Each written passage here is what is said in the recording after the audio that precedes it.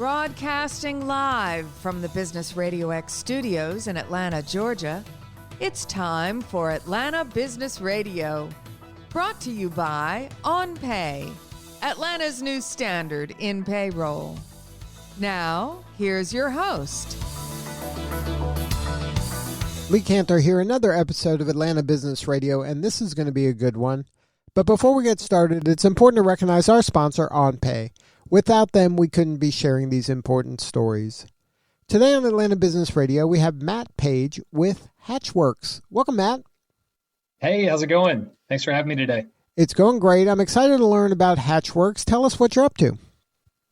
Yeah, so HatchWorks is a software development company locally here in Atlanta. We've been around since 2016, and we really believe intelligently built solutions improve the way that people work and live. So really focused on building full lifecycle web applications that are native to the cloud and data intelligence solutions. So doing from full software development, defining it, building it, running it. But yeah, with everything going on today, the push to digital, the customer experience and customer demands is just evolving with everything from COVID to all the other great technology products out there. I'm really looking to help our customers evolve in that way and making that push to move to digital. Now, is HatchWorks, did it start as HatchWorks developing their own software and applications for themselves, or was it always built to help other people create what their company needs? Yeah, it's always started helping our customers, and that's the biggest piece. It's interesting. Our founder, Brandon Powell, knew he wanted to start a company, didn't quite know what product to build, so decided to go serve other customers and clients in their industries. Another area we want to get into down the road is developing some of our own products from all of the great stuff we're learning, but wholly focused right now on just serving our customers and giving them and building them the best products we can. Now, can you talk about that kind of the early days? Was it always geared towards enterprise level, or was that something that just grew over time? No, not initially. And truthfully, in the beginning days, it's almost more of a friends and family and connections to give you your first bit of business. But we've really grown a lot in the healthcare space, the financial services space, communications, just with past experience there. So those are kind of the main verticals we played in. And then as we've evolved, started to work with a lot of bigger clients. So your AT&Ts, your Coxes, FleetCor locally here in Atlanta, and some big healthcare players like Anthem and others. Now, how did that come about? Because dealing with companies of that size, there's a lot of complexity in a sale like that. Was that, again, friends and family type thing, or you kind of earned your way up the ladder based on your previous work? Yeah, starting to earn our way up. So building some really great case studies into place that we can, show off and represent with our customers. And it's definitely a different animal, right? There's more decision makers in the process. The sales cycle's a bit longer and different. And, sometimes you don't have the full autonomy to build the full end-to-end solution. A lot of the times you're working very, very tightly with the organization that we may be working with, whether it's on the product side or the technology side, which is really neat, helping our clients evolve in how they think about software development, how they think about product development. And a big piece is that discovery and design element, right? You don't want to just be, a hammer trying to hammer a nail all the time. You got to make sure you have the right solution for the problem at hand. Now, do you sometimes go into an opportunity fixing something and then it evolves into kind of a wholesale rebuild, or are you always going in there to start like from a clean slate? Yeah, that's a great question. And it's interesting. We do both, right? So we'll do brand new product development. The customer just has an idea or a problem they have. And we also do complete modernization projects or redesign projects as well. I'd say a lot of a shift towards more of the modernization and redesigns as of late, because we have so many customers, especially as you move up in the enterprise space. They have a lot of existing legacy products, a lot of integrations and the customer experience isn't great. So they want to, bring it up to snuff in a lot of ways. So we've seen a big shift in that way with doing a lot of redesigns, a lot of modernization projects. Now, in your work in strategy and business development, can you share some advice for folks that are transitioning into maybe targeting enterprise level customers? How do you kind of go about opening the door to building the relationship and then taking the project to the finish line and getting all that buy-in from all the, the bureaucracy that usually comes with an enterprise sale to you move from the champion to all the people that have to sign off on a decision of this magnitude? Yeah, you hit on it. Once you're moving to that enterprise level, especially in bigger deal sizes as well, it's really about that relationship, right? You're not going to win them over with just some marketing. It's showing thought leadership, right? That you uniquely understand their industry, their pain points, their problems, is really a better entry point. But really building that relationship and building that trust as well. And a lot of times we look to build that in the sales cycle, sometimes some initial smaller engagements, just to help in terms of discovery or some design. And really it's about building that trust, right? Building the trust within your main stakeholders as well as the broader organization. So it's a definite shift when you start to move up into more of an enterprise type sale there. Now, how do you manage the kind of sometimes the inertia to make a decision or a change when you're working with someone and you think you've answered all their questions and then someone is, I don't want to say sabotaging it, but maybe just kind of putting it on the back burner? How do you kind of keep it going, even though it might seem like there's no interest, but you're like, one person or two people away from making the deal happen?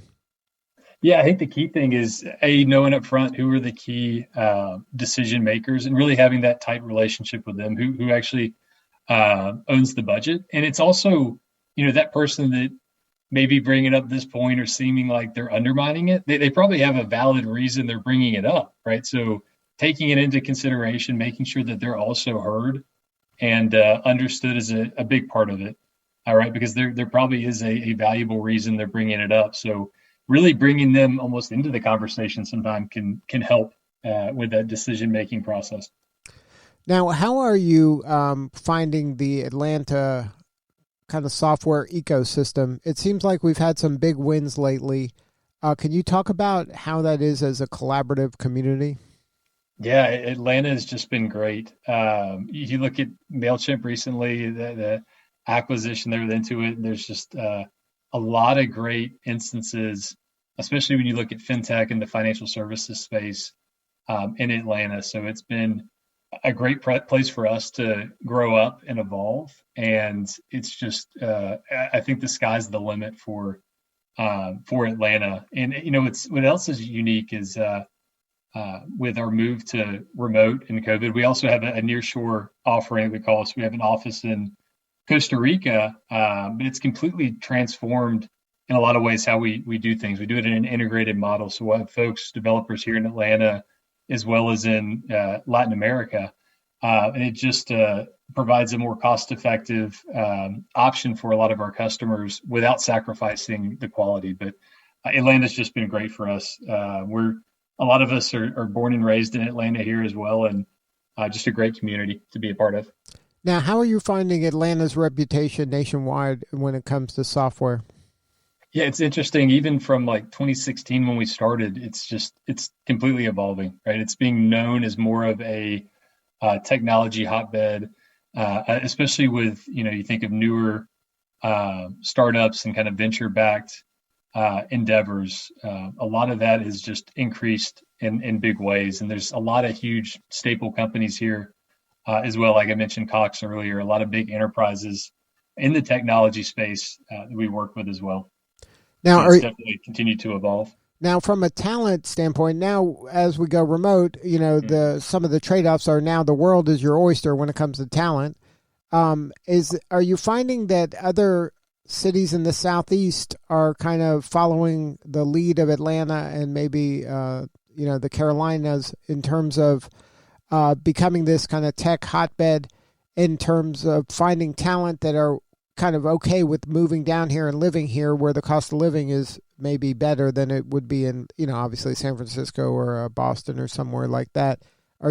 But now you have the world. So then, you can live in Wichita and work here in Atlanta now. So how do you kind of see the Southeast as a whole?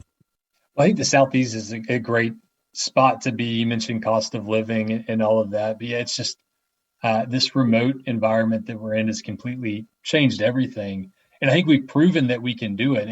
We almost needed the push to get us there, but leveraging all kinds of tools like Miro and other collaboration tools that we leverage, just making it easy to collaborate with our customers. But it's definitely changed the game, and the talent market it's hot right now, right? There's a huge, it's almost like an arms race for talent. And the key thing is making sure that you're retaining your core people, right? That you're providing a great experience for your employees. And we do that through our culture that we really promote and really try to live by sharing stories about how we promote it, about living by it every day. But that's a big piece. The talent market is very hot right now, especially Atlanta, and I think it's only going to continue to grow in that way. And that's why it's so important to have kind of the ecosystem we have that takes a person from the university into these growing businesses, and there's a lot of density. So if they move to a startup that doesn't work, there's a place for them to land. They don't have to move. Oh yeah, definitely. And we've the university system here is just great. Go Dogs, by the way. And our founder is actually a University of Georgia grad, and our CTO is a Georgia Tech grad. So it's kind of the battle there. But we've also started some internship programs just with local universities here. But there's just such a hotbed of talent and so much opportunity here in the Southeast, and especially in Atlanta. So what do you need more of? How can we help you? So I just really excited to get to talk to you today. Just helping talk about how we solve problems for our customers, the type of things we do, and just really excited about serving our customers and our clients. Really kind of an outcomes focused company. That's where we like to start with our customers, is what outcomes do they want to achieve? It's not just about how much velocity you have in a sprint. It's what business goals are we driving? We want to make sure we're building solutions that are usable, feasible, and viable for our customers and their business. And that'll help them get, like you said, the outcome they desire, not something that they thought they wanted, that it may not achieve that. A lot of times people have ideas, but when you start vetting them, it may not be the right thing that they should be working on. And to have a trusted partner like HatchWorks kind of help them through that, to get that outcome that they really, really want, not the one they think they want. That's huge.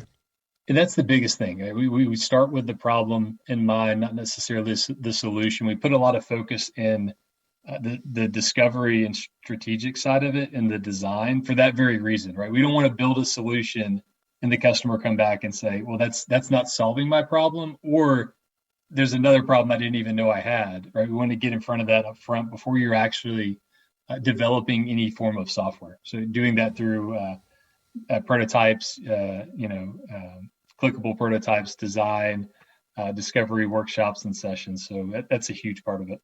Yeah, that old saying, measure twice, cut once, it applies to software as well. Oh, yeah, most definitely. Yep, that's right.